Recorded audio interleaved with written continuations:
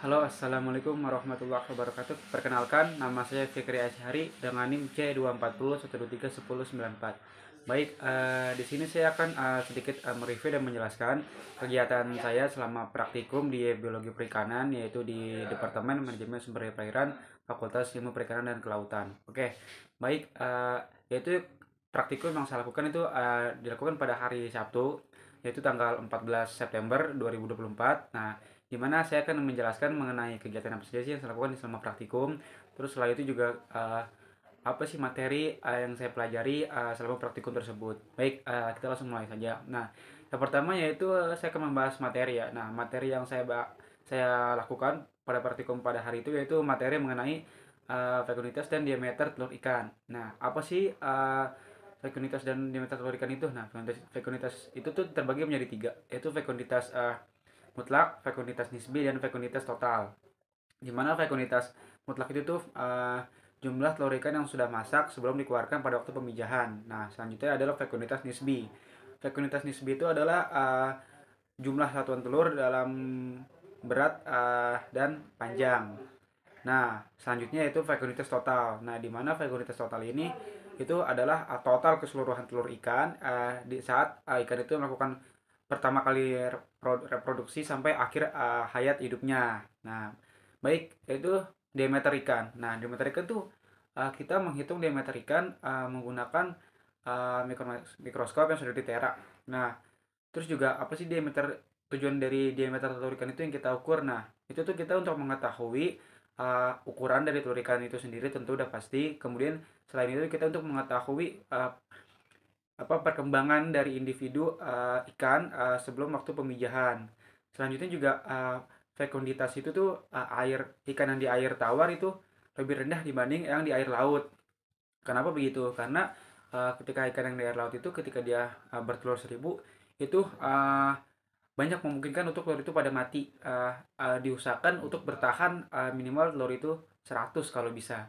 Terus juga output yang kita dapat uh, selama apa dari materi ini dari praktikum itu tuh output itu yaitu kita jadi tahu, jadi kita bisa menentukan kapan kita yang pas waktu yang baik untuk menangkap ikan supaya agar ikan itu tidak bertelur hanya sekali seumur hidupnya, sehingga kita bisa menentukan waktu-waktu yang baik untuk penangkapan saat ikan itu melakukan pemijahan.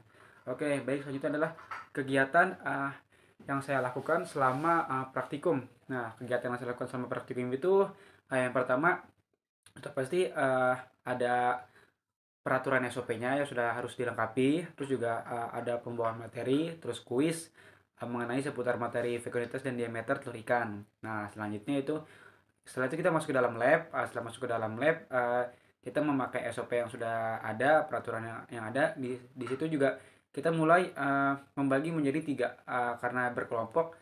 Jadi dibagi menjadi kelompok kecil lagi dan itu dibagi menjadi tiga bagian dari gonad yang sudah sebelumnya kita lakukan praktikum, yaitu ada tiga, ada posterior, middle, dan anterior. Nah, waktu itu saya ke bagian yang middle. Nah, dimana setelah saya mendapatkan telur bagian middle, itu telurnya saya taruh di cawan petri. Setelah itu diburai dengan aquades. Setelah diburai dengan aquades, ikan telur itu kita burai secara perlahan. Nah, setelah kita burai telur ikan itu kemudian kita letakkan di atas kaca preparat. Tujuannya untuk melihat diameter telur ikan itu menggunakan mikroskop yang sudah ditera. Nah, setelah ditaruh di kaca preparat, kita membuat jadi tiga titik, menjadi tiga titik. Nah, setelah menjadi tiga titik kita tutup dengan cover glass. Nah, setelah itu kita letakkan di kaca, kita letakkan di mikroskop yang sudah ditera. Nah, di situ akan terlihat diameter ukuran telur ikan yang bervariasi.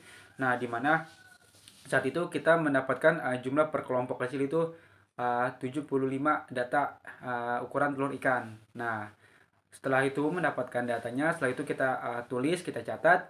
Nah, dari situ kita dapat mengetahui jumlah ukuran-ukuran telur ikan untuk kita masukkan ke dalam sebuah laporan yang itu nanti akan berfungsi untuk laporan ke depannya.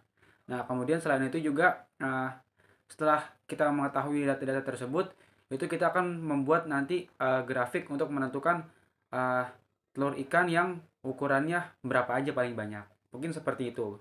selama praktikum yang saya lakukan pada hari Sabtu sekitar tanggal 14 September 2024, yaitu yang dilakukan pada dari jam 8 pagi sampai kurang lebih jam 12 siang. Nah, mungkin itu saja, kurang lebihnya mohon maaf. Wassalamualaikum warahmatullahi wabarakatuh.